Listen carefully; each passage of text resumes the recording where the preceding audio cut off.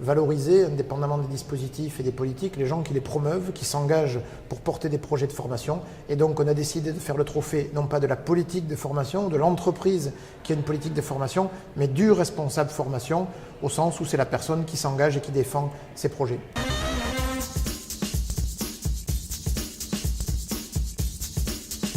On a récompensé des entreprises qui ont eu des projets sur les savoirs fondamentaux, qui ont accompagné la mixité des emplois à travers l'encouragement des femmes à occuper des postes managériaux.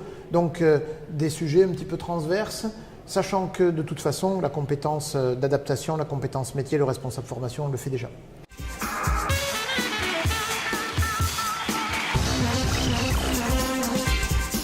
Écoutez, je suis très contente parce que c'est un projet qui me tient à cœur. Ça fait partie en fait déjà de mes valeurs, la lutte contre l'illettrisme. Et puis c'est un projet qui a débuté en fait en mai 2010. Et aujourd'hui, on a 500 personnes qui sont en formation, donc on est plutôt fiers d'avoir réussi sur un sujet qui est plutôt tabou. Alors les prochaines étapes, c'est l'objectif déjà, c'est 1000 personnes à fin 2016, donc sur un effectif total de 15 000.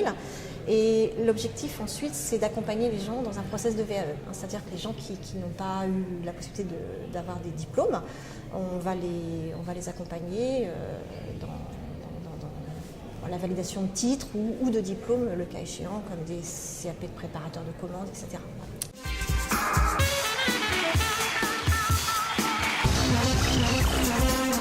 Aujourd'hui, c'est une récompense finalement d'une démarche commune, d'un collectif, donc une dynamique collective, vraiment une volonté de la direction de développer en fait un parcours de formation qui soit adéquat par rapport à la stratégie de développement de nouvelles activités, donc les métiers d'aujourd'hui et les métiers de demain, et finalement d'impliquer les managers aussi dans ce process, dans une démarche de co-construction, et aussi de pouvoir mettre en place des formations qui soient adaptées à des personnes en situation de handicap ou en insertion par des parcours individualisés.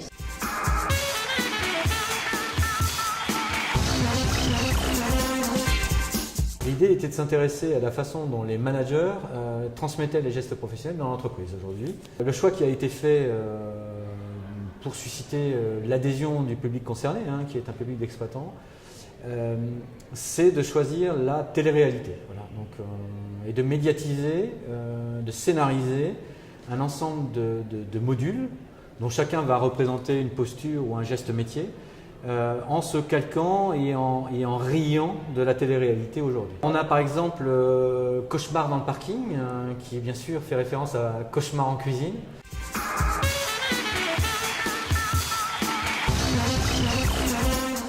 Peut-être que nous ferons dans quelques années les trophées du développement RH ou les trophées de l'accompagnateur des salariés de l'entreprise dans ces projets.